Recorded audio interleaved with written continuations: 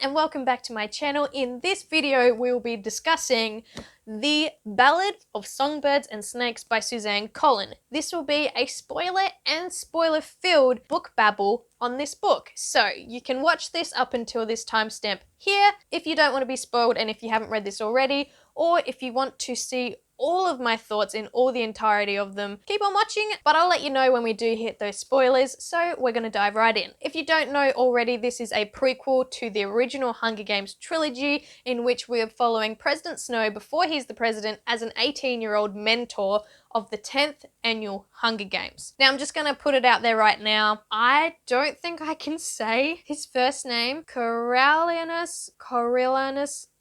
I'm just gonna call him Snow. Anyway, in this one, we get Snow's point of view.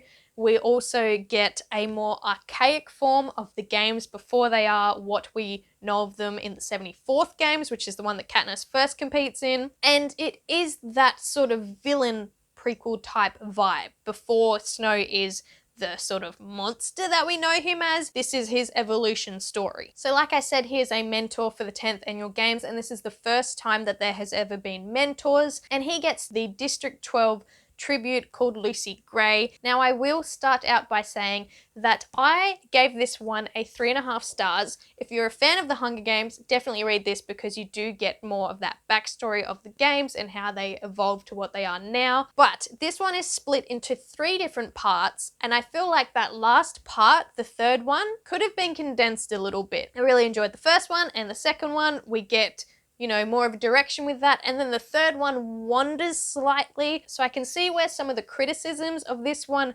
come from, but there were also a lot of things in this that I loved. We get the symbolism of poison, of the roses. We get more discussions on hope. We also get this really interesting emergence of the chaos, control, and contract, I want to say, theme throughout this book. Suzanne Collin really goes for it with the humanity debate again. There's also this divide of capital versus district and human versus animal, and that comparison was hard to read at sometimes because it was just so startling in how humans could deteriorate into that. We also get a lot of ballads through this and songs, and if you liked that in the Hunger Games, the original trilogy, you're gonna love that in this because, like I said, there's multiple ballads which are actually written out in full for you to go over. So we get like whole passages in italics of the different songs. And yes, like I've mentioned, we also get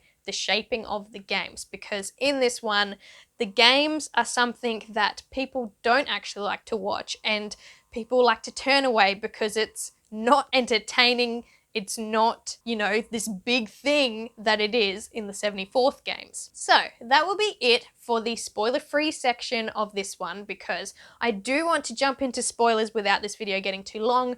So if you haven't read this yet and you don't want to be spoiled, I will say goodbye for now, read this book, and then come back and we can discuss it further. Or if you do want to be spoiled, stick around because we're about to jump in. So, spoilers. Let's do this. One of the things that I absolutely loved from the start was that we got to see more of Tigress, who is actually Snow's cousin. Now, I don't know if we learnt that in book 3 of Katniss's trilogy, but I was surprised to find that out when I was reading this one, and her backstory was very interesting for me. We don't get to see a whole lot from her. She's more of just like a secondary provider for the Snow family in this one, but I would read a whole book of just hers, let me tell you. As for Snow and his characterization, this book is told in third person past tense, so there's that bit of disconnect, and I think Collins did that so that we don't 100% side with him as a character, because let's be honest, he's still a bit of a dick in this one, and by a bit, I mean a lot. There is one point in this where he notices one of his friends, the boy from District 2, I can't remember his name right now, it starts with S, but he realizes in this sudden moment of clarity that this District 2 boy is actually acting out of selflessness and through the good of his heart, and Snow just can't comprehend that. He doesn't see the advantages of doing that.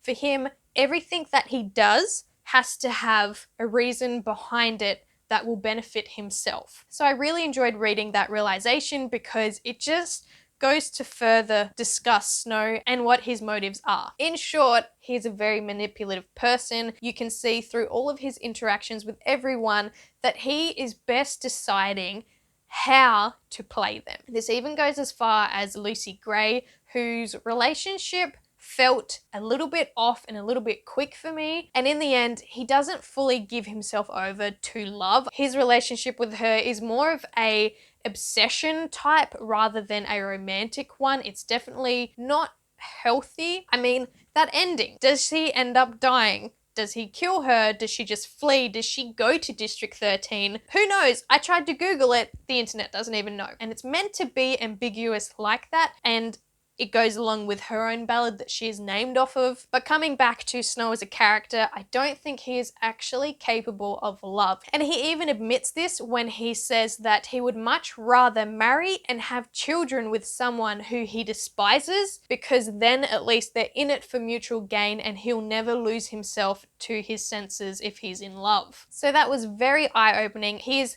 why he is like he is. Because when I first started this one, I was a little bit put out because it made it seem like we were meant to feel a bit sorry for him. His family is now poor. They're trying to keep up the pretense of the Snow name. He's an orphan with just his grandma to look after him and his cousin Tigress. But as it goes along, you see that he's just out for his own gain, and it was nice that we didn't have to fully feel sorry for him or feel like he got the bad end of the stick. Like, he is still the Snow that we know in the trilogy. So like I said in the introduction, we also get the Hunger Games themselves. We get a very archaic look at them. The tributes are sent into this stadium that has not been upgraded, that doesn't have full camera footage, that hasn't changed from the years previously, and that was really interesting. That's one part of this book that I loved. I also loved how in the classroom they discussed like potential gambling and also mandatory watching of the games, and how that really shaped what we see of them in the 74th games. I've also written in my notes as well on this that I felt like the games themselves were not entertaining. They were a bit of a letdown, a bit of a disappointment. And then I realized, have I fallen into the trap that the author wants me to be in? What I mean by that is, am I like the bloodthirsty capital people that we see in the 74th games, where I want it to be interesting and I want the tributes to die in a bloody big way and be thrilled and excited and horrified by it, and then I had to question my humanity a little bit. So that was a real eye-opener for me, because I was thinking maybe the author just didn't really write them well, this 10th annual games, but then I realized maybe that was the point. You also have the addition of Dr. Ghoul, who is this psychotic professor and head game maker of the games, and that lady is terrifying. Her experiment of sending Snow into the games at one point and him nearly getting killed, and her instructions to the peacekeepers to let it play out, was just terrifying. Like, she made him do that for him to realize the 3 C's, which is chaos, control, and contract, and the breakdown of humanity and how she views humanity. And that is that humanity is just a construct and we will always break down. I think I even tabbed the part, so let me find that. Okay, so because she shoves him into the games to try and pull out one of the other mentors who sort of wants to sacrifice themselves, he has to kill one of the tributes to get out because they obviously try to kill him. And she says, "What a wonderful opportunity for you. Transformative." Snow says, "Was it? Even if it killed me?" And she said, "Without the threat of death, it wouldn't have been much of a lesson. What happened in the arena, that's humanity undressed, the tributes, and you too. How quickly civilization disappears. All your fine manners, education, family background, everything you pride yourself on, stripped away in the blink of an eye, revealing everything you actually are. A boy with a club who beats another boy to death. That's mankind in its natural state." Oof. When I read that part, my brain just sort of snapped a little bit, because that's what Suzanne Collins does so good with these books is just delve into the human psyche and really pull it apart. So like I said, we also get the symbols from the first trilogy. In this too, we get the roses, which we find out are Snow's grandmother's pride and joy, which she grows on their rooftop home and which he gives to Lucy Gray as a token, and which he then goes on to wear in the trilogy and all of that. We get poison that comes up, and oh man, that was really interesting too, especially towards the end where he poisons the dean, and that is his first ever poison victim because it's convenient to get rid of him and he just does it. And then there's the whole capital versus district discussion and human versus animal. I love how in this as well we get that moment where a TV presenter is talking to one of the other mentors, and she is saying how her tribute is actually a good person and actually was looking out for others, and the TV presenter says, "Oh yeah, like a dog." And she goes, "No, like a human." That part, wow. The capital sees the districts as lesser. We see that in the original trilogy as well, but in this one it is very, very clear, and it's interesting how Suzanne Collins gets the mentors from this academy and from the elite families of the capital and pairs them up with the children of the districts. You can also see why the mentors end up coming from the victor pools themselves, because in this one the lines are getting blurred between capital and district, and of course we can't have that because we need to keep everyone divided. We need to keep the constant war of the games fresh in people's minds so that the rebellion doesn't start up again. And I really enjoyed seeing these capital kids either start to feel for their district kids. Like I said as well, we also get a lot of ballads in this. At points, I think too many. I think I really liked the original trilogy with how it only had the few ballads in it and how they became really prominent. So you have like the Hanging Tree and you have the Down by the Meadow one, which you get in this one too, but then you get a whole lot more, which could have been cut out. Like there could have been less of that to make it more prominent.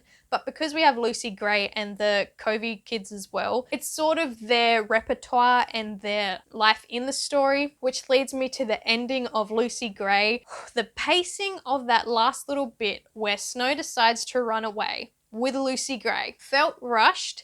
And then, of course, she had to leave it ambiguously open-ended. I don't know how I feel about it yet. On one hand, I like it because you can make a argument for whether Lucy Gray escaped to District 13 or whether she died. But at the end, it's either here or there. I don't have many feelings on it. I will say, though, that I loved the origin of the Hanging Tree ballad, seeing how that actually came about and how that was written by Lucy Gray and, you know, by events that Snow himself witnessed.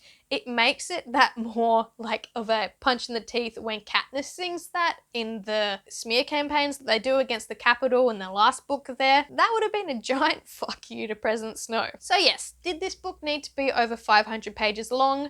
No. I think the third part there could have been condensed because it did meander a bit, it wandered a bit. Snow went on this weird sort of track where he was going to run away, which we all knew was never going to happen.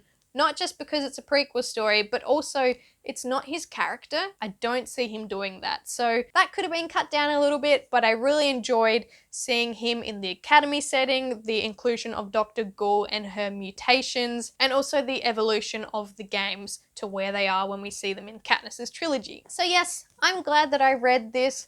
I think I would have enjoyed Haymitch's Hunger Games more. I don't know if she should do more now though with the game setting, because this is like the fourth book that has had that game-like settings, and I don't know how much more you can do in that before it ends up feeling like a money grab. But at the same time, I really love this world, so hey, I'd probably still buy it. So like I said earlier, this book got 3.5 stars from me. Read it if you're a fan of the Hunger Games. Just keep in mind that you may have to slog through part 3 a little bit, but it does end up wrapping up. So that will be it for this book babble. If you've read this book, I want to know your thoughts down below. Spoiler free, of course, for those of you who have not read it. Put your rating down there and a few words, and I will chat to you more then. So thank you so much for watching, and I will see you in my next one. Bye!